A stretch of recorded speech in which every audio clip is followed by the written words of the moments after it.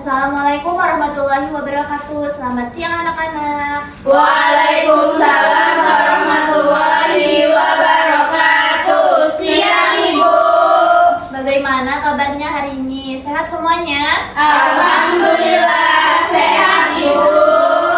Alhamdulillah. Semoga kita semua selalu diberikan kesehatan dan tetap semangat dalam menuntut ilmu.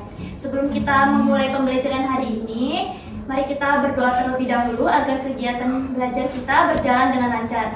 Silakan ketua kelasnya dipimpin teman-temannya untuk berdoa. Teman-teman, sebelum kita memulai pembelajaran pada hari ini, marilah kita berdoa. Berdoa dimulai. Doa selesai.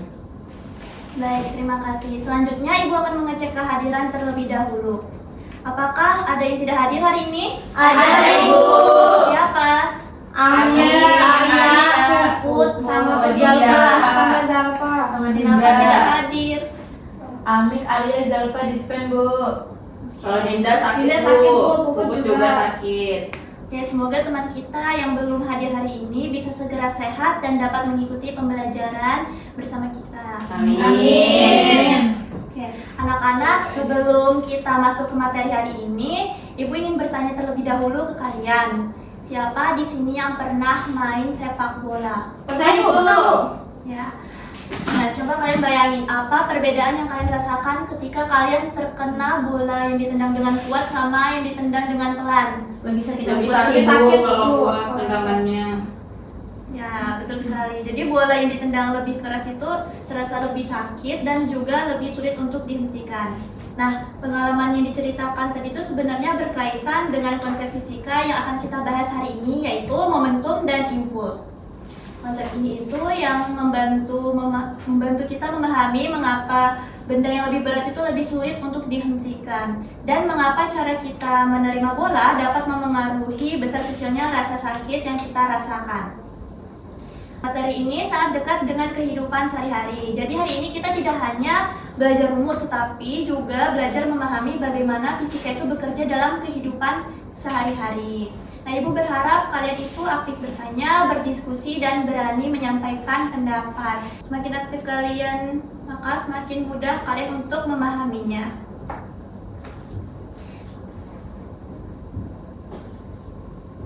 Baik, pada pembelajaran kali ini tujuan yang akan dicapai yaitu kalian dapat menjelaskan pengertian momentum dan impuls, mengidentifikasi penerapan konsep momentum dan impuls dalam kehidupan sehari-hari, menunjukkan hubungan antara massa, kecepatan, gaya, waktu, serta perubahan momentum yang terjadi pada peristiwa sehari-hari, dan kalian dapat melakukan perhitungan yang berkaitan dengan momentum dan impuls, serta menyelesaikan permasalahan fisika. Jadi setelah pembelajaran ini kalian tidak hanya memahami konsepnya, tetapi kalian juga mampu menjelaskan dan juga mampu melakukan perhitungan dari momentum dan impuls.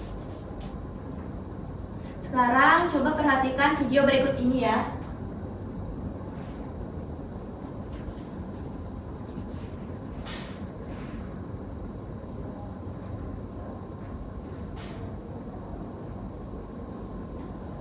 Oke, menurut kalian kenapa bola basket itu memiliki momentum yang lebih besar dibandingkan dengan bola kasti? Padahal keduanya dijatuhkan dari ketinggian yang sama.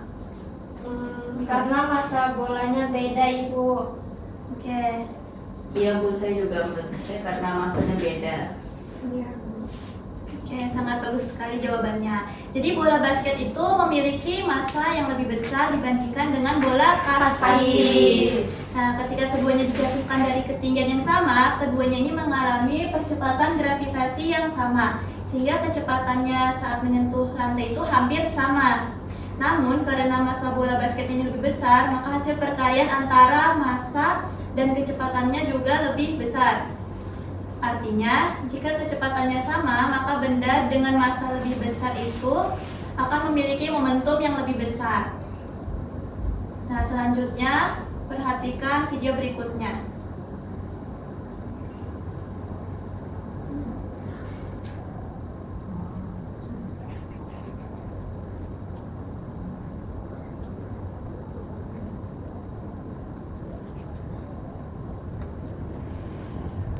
Nih, Menurut kalian, bagaimana airbag ini dapat membantu mengurangi benturan yang dirasakan oleh pengendara saat terjadi tabrakan?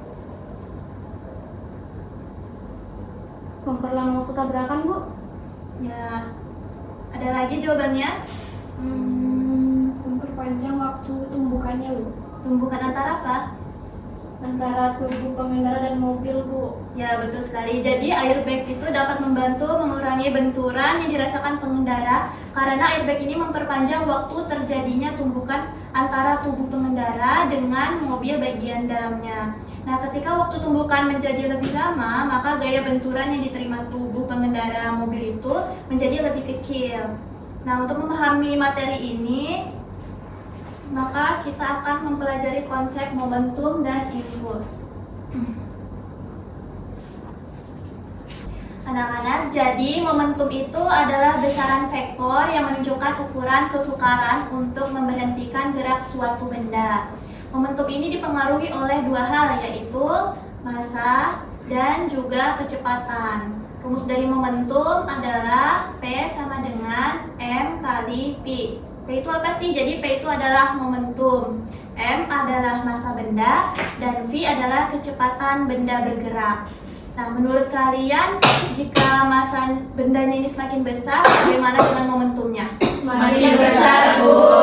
Nah, bagus sekali. Sekarang kita masuk ke konsep berikutnya, yaitu impuls.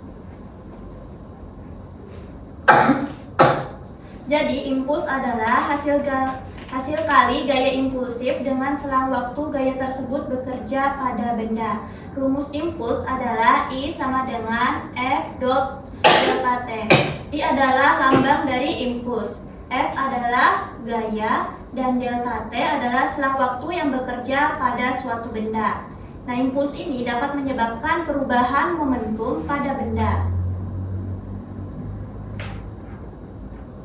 Nah, dalam fisika terdapat hubungan antara impuls dan juga momentum. Nah, impuls ini sama dengan perubahan momentum, rumusnya yaitu adalah I sama dengan delta P atau F kali delta T sama dengan M kali V2 dikurangi M kali V1. I itu hasil kali antara gaya dengan selang waktu benda bertabrakan. Sedangkan delta P adalah hasil kali antara massa dengan kecepatan akhir dikurang dengan massa dikali kecepatan awal benda. Nah, hal inilah yang disebut dengan perubahan momentum. Ya. Nah, sekarang Ibu akan menampilkan sebuah video tentang kecelakaan mobil. Silakan kalian amati dengan baik ya.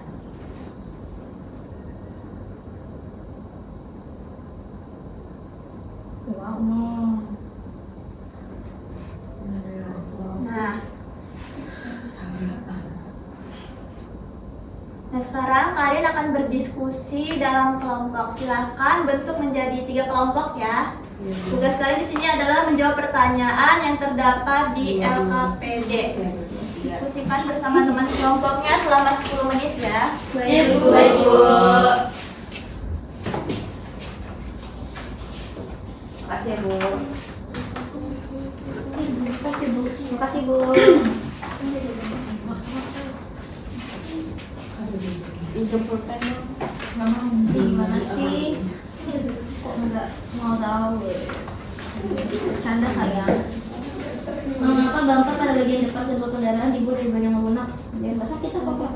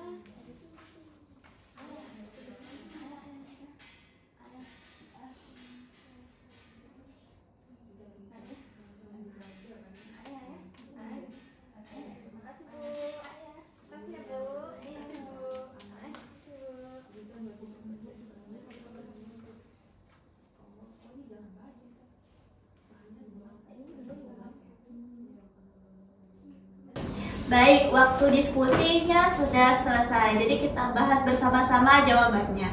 Mengapa bumper pada bagian depan kendaraan dibuat dari bahan yang lebih lunak? Ada yang mau menjawab? Saya Bu, Ya, kenapa? agar memperpanjang waktu tumbukan Bu. Ya, benar. Jadi, agar dapat menyerap sebagian energi benturan dan memperpanjang waktu tumbukan saat terjadi tabrakan. Nah, ketika waktu tumbukan menjadi lebih lama, gaya benturan yang diterima penumpang menjadi lebih kecil, sehingga dapat mengurangi resiko cedera. Selanjutnya kita ke nomor 2, yaitu mengapa kedua sopir kendaraan yang bertabrakan bisa selamat, padahal bagian depan kedua kendaraan mengalami rusak parah. Saya Bu, Ya, karena bahan mobilnya Bu. oke. Ada jawaban lain? Tidak Bu. Tidak Bu, sama. Ya, jadi pengemudi ini dapat selamat karena bagian depan mobilnya dirancang untuk menyerap energi benturan ketika terjadi tabrakan. Nah, selanjutnya kita ke nomor 3. Menurut kalian bagaimana jika bagian bumper terbuat dari bahan baja yang keras dan bagaimana keadaan penumpang di dalam mobil tersebut? Saya Bu, Ya, apa jawabannya, Aulia? kalau dari bahan yang keras, otomatis penumpangnya cederanya bakal lebih parah Bu, karena kuat banget. Ya. Jadi kalau misalnya bumpernya ini dibuat dari bahan baja yang sangat keras, waktu tumbukannya akan menjadi sangat singkat. Nah, karena itulah bahan tersebut tidak mudah berubah bentuk. Akibatnya gaya benturan yang diterima oleh penumpang akan menjadi lebih Besar. Nah, hal ini dapat menyebabkan cedera yang lebih serius, bahkan membahayakan penumpangnya. Sekarang kita akan melakukan percobaan. Perwakilan kelompok bisa maju untuk mengamati percobaannya dan catat data yang didapatkan. Nah, sekarang kita akan melakukan percobaan momentum dengan bola kasti sama penggaris. Nah, jadi dipegang. Jadi nanti kalian jatuhkan dari ketinggian yang berbeda. Yang pertama itu dari 50 cm dan yang kedua itu dari 100 cm. Oh, 50 di sini ya. Dari sini aja.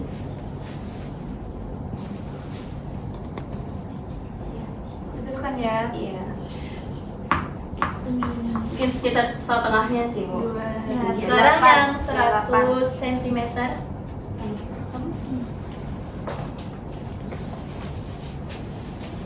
Sini udah pas kan.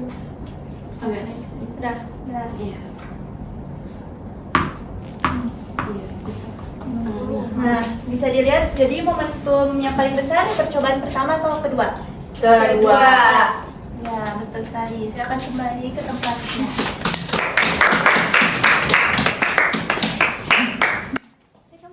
Nah, sekarang kalian buktikan dengan rumus momentum. Jadi massa bolanya itu 70 gram ya anak-anak. Oke, Bu. Bola pasti Bu. Ya.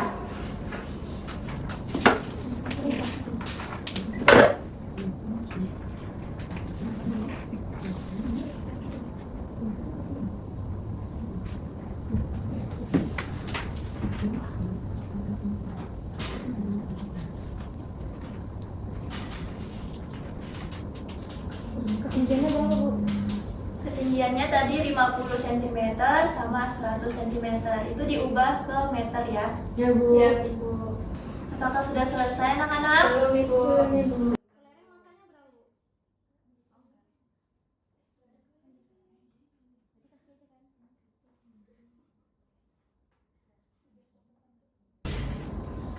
Oke, berdasarkan yang kalian hitung tadi, percobaan mana yang momentumnya lebih besar? Pertama atau kedua? Yang Kedua kedua, Bu. Ketinggian 1 cm. Berapa momentumnya? 0,3. Kalau yang percobaan pertama? 0,2. Oke. Sekarang kita coba mengerjakan contoh soal berikut ya.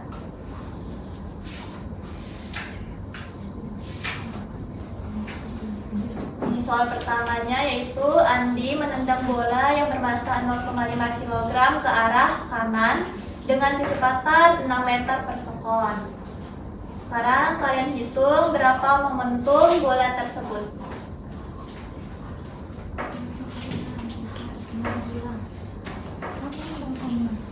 Ada yang mau maju? Saya Bu. Ya, silakan.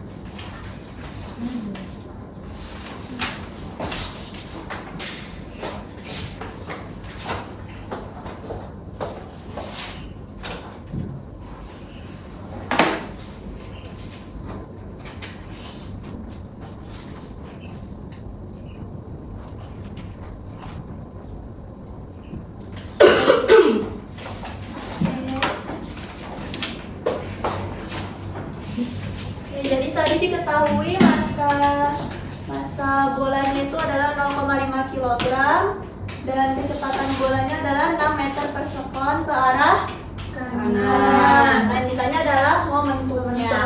Rumusnya adalah P sama dengan M kali V. Berarti 0,5 dikali 6 hasilnya 3 kg. Kenapa ada tanda positif? Karena dia ke arah kanan.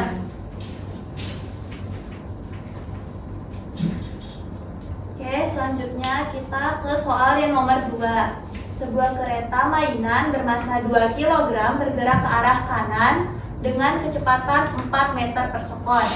Setelah menabrak penghalang, kereta tersebut bergerak kembali ke arah kiri dengan kecepatan 2 meter per sekon. Sekarang kalian cari perubahan momentum kereta mainan tersebut. Ada yang mau menjawab? Saya Bu. Ya, silahkan.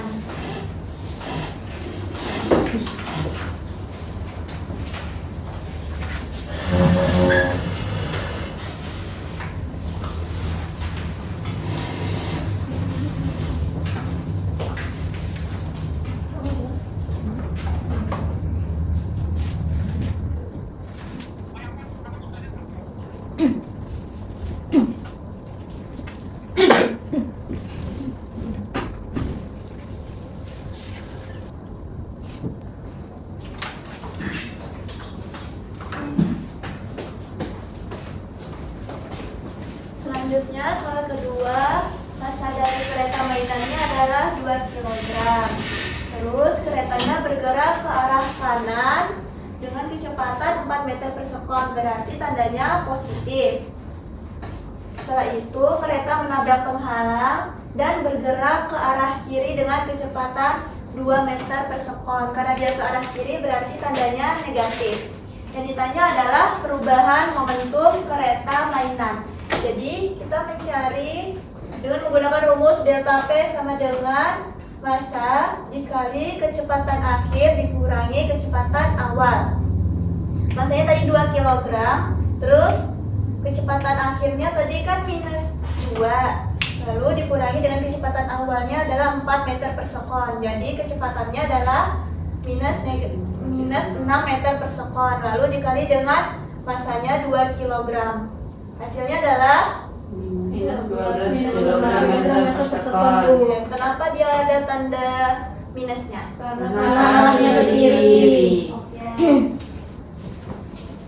Selanjutnya kita ke soal yang terakhir.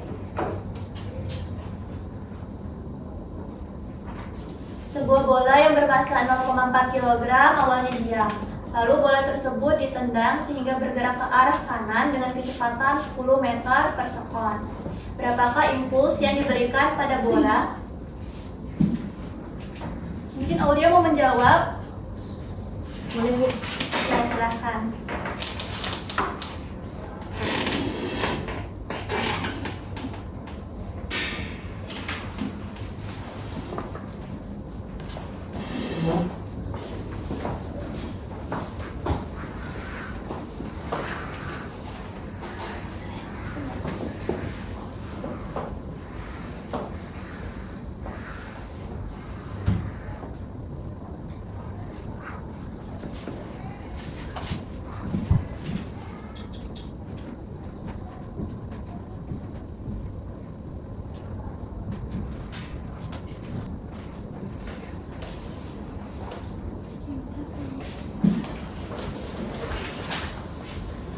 Jadi di soal tadi itu massa bendanya adalah 0,4 kg, kecepatan awalnya 0 meter per sekon dan kecepatan akhirnya adalah 10 meter per sekon. Yang ditanya adalah impulsnya. Kita menggunakan rumus I sama dengan F dikali dikali V2 dikurangi V1.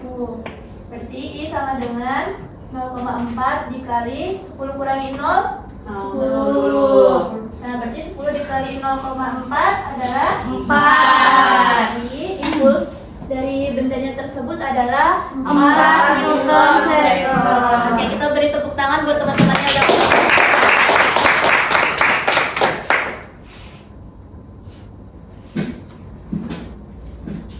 Oke.